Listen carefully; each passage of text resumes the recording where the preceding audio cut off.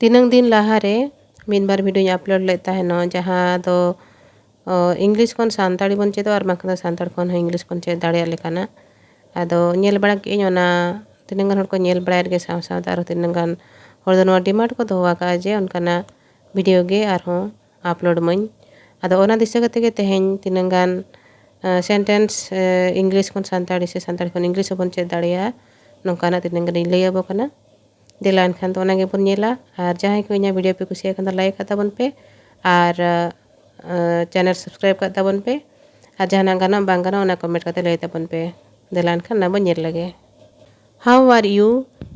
ᱪᱮᱫ ᱞᱮᱠᱟ ᱢᱮᱱᱟᱢᱟ? I'm sorry. ᱤᱠᱟᱹ ᱠᱟᱹᱧ ᱢᱮ. What is going on? ᱪᱮᱫ ᱦᱩᱭᱩᱜ ᱠᱟᱱᱟ? Everything is fine. ᱡᱚᱛᱚᱣᱟᱜ ᱴᱷᱤᱠ ᱜᱮᱭᱟ. I am on the way. ᱤᱧ ᱦᱚᱨ ᱨᱮ ᱢᱤᱱᱟᱹᱧᱟ. What are you doing? ᱟᱢ ᱪᱮᱫ ᱮᱢ ᱪᱤᱠᱟᱹᱭᱮᱜᱼᱟ? How dare you? ᱪᱮᱫ ᱞᱮᱠᱟᱨᱮᱢ ᱥᱟᱦᱟᱥ ᱠᱮᱜᱼᱟ? Thanks for this honor. ᱱᱚᱣᱟ ᱢᱟᱹᱱ ᱞᱟᱹᱜᱤᱫ ᱥᱟᱨᱦᱟᱣ. No, not at all. ᱵᱟᱝᱟ, ᱢᱚᱴᱷᱮ ᱵᱟᱝᱟ. Walk slowly. ᱵᱟᱹᱭ ᱵᱟᱹᱭᱛᱮ ᱛᱟᱲᱟᱢ ᱢᱮ. Think before you speak. ᱨᱚᱲ ᱞᱟᱦᱟᱨᱮ ᱩᱭᱦᱟᱹᱨ ᱢᱮ. Well done. Keep it up. ᱟᱹᱰᱤ ᱱᱟᱯᱟᱭ, ᱪᱷᱩᱴᱟᱹᱣ ᱠᱚᱜ ᱢᱮ. I will call you later. ᱤᱧ ᱟᱢ ᱛᱟᱭᱚᱢ ᱛᱤᱧ ᱯᱷᱳᱱ ᱟᱢᱟ. Get out of my sight. ᱤᱧᱟᱹᱜ ᱱᱚᱡᱚᱨ ᱠᱷᱚᱱ ᱥᱟᱦᱟᱜ ᱢᱮ. I did not understand. ᱤᱧ ᱵᱟᱹᱧ ᱵᱩᱡᱷᱟᱹᱣ ᱞᱮᱜᱼᱟ. What do you mean? ᱟᱢᱟᱜ ᱢᱮᱱᱮᱫ ᱫᱚ ᱪᱮᱫ?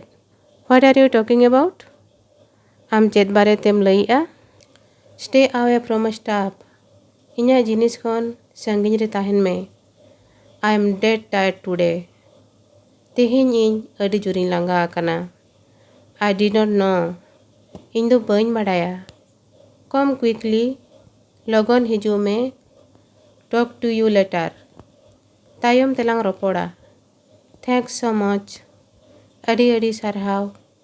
What is your problem? ᱟᱢᱟᱜ ᱮᱴᱠᱮᱴᱚᱬᱮ ᱫᱚ ᱪᱮᱫ? Can I ask you something? ᱪᱮᱫ ᱤᱧ ᱟᱢ ᱡᱟᱦᱟᱱᱟᱜ ᱤᱧ ᱠᱩᱞᱤ ᱫᱟᱲᱮᱭᱟᱢᱟ? It was nice meeting you. ᱟᱢ ᱥᱟᱞᱟᱜ ᱧᱟᱯᱟᱢ ᱠᱟᱛᱮ ᱵᱮᱥᱤᱧ ᱟᱹᱭᱠᱟᱹᱣ ᱠᱮᱜᱼᱟ. What can I do for you? ᱤᱧ ᱟᱢ ᱞᱟᱹᱜᱤᱫ ᱪᱮᱫ ᱤᱧ ᱪᱤᱠᱟᱹ ᱫᱟᱲᱮᱭᱟᱜᱼᱟ? Could you help me with this? ᱪᱮᱫ ᱟᱢ ᱱᱚᱣᱟ ᱨᱮ ᱤᱧᱮᱢ ᱜᱚᱲᱚ ᱫᱟᱲᱮᱭᱟᱹᱧᱟ? Everything is fine. ᱡᱚᱛᱚᱣᱟᱜ ᱴᱷᱤক ᱜᱮᱭᱟ. Did you get my point? ᱪᱮᱫ ᱟᱢ ᱤᱧᱟᱹᱜ ᱠᱟᱛᱷᱟᱢ ᱵᱩᱡᱷᱟᱹᱣ ᱠᱮᱜᱼᱟ? What do you want from me? ᱟᱢ ᱫᱚ ᱤᱧ ᱴᱷᱮᱱ ᱠᱷᱚᱱ ᱪᱮᱫ ᱮᱢ ᱠᱷᱚᱡᱚᱜ ᱠᱟᱱᱟ?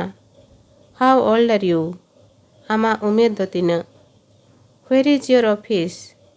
ᱟᱢᱟᱜ ᱟᱹᱢᱟᱹᱞᱤ ᱫᱚ ᱚᱠᱟᱨᱮ? Get ready for school. ᱟᱥᱲᱟ ᱥᱮᱱᱚᱜ ᱞᱟᱹᱜᱤᱫ ᱥᱟᱯᱲᱟᱜ ᱢᱮ. I will try my level best. ᱤᱧ ᱯᱩᱨᱟᱹᱧ ᱛᱮᱴᱮᱡᱟ. Are you coming along? ᱪᱮᱫ ᱟᱢ ᱤᱧ ᱥᱟᱶᱢ ᱦᱤᱡᱩᱜ ᱠᱟᱱᱟ?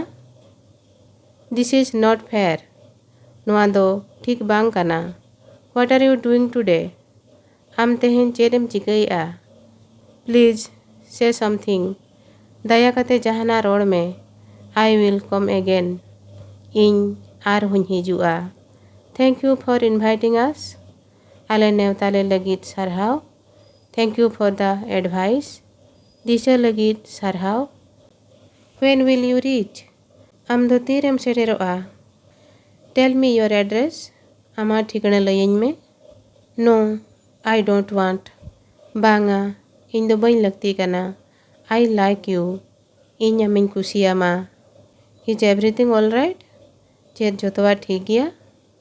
What do you think? ᱟᱢ ᱫᱚ ᱪᱮᱫ ᱮᱢ ᱩᱭᱦᱟᱹᱨᱮᱜᱼᱟ? Not the least. ᱢᱚᱴᱷᱮ ᱜᱮ ᱵᱟᱝᱟ. Could you give me a pen please? ᱪᱮᱫ ᱟᱢ ᱢᱤᱫᱴᱟᱝ ᱱᱚᱱᱚᱞᱮᱢ ᱮᱢ ᱫᱟᱲᱮᱭᱟᱹᱧᱟ? ᱢᱟ ᱮᱱᱠᱷᱟᱱ ᱛᱮᱦᱮᱧ ᱫᱚ ᱱᱤᱱᱟᱹᱝ ᱜᱮ ᱟᱨᱦᱚᱸ ᱛᱟᱭᱚᱢ ᱫᱟᱨᱟᱢ ᱱᱚᱝᱠᱟ ᱜᱮᱵᱚᱱ ᱧᱮᱞᱟ ᱱᱟᱦᱟᱜ. ᱥᱟᱱᱟᱢ ᱠᱚᱜᱮ ᱟᱭᱢᱟ ᱥᱟᱨᱦᱟᱣ ᱟᱨ ᱡᱚᱦᱟᱨ.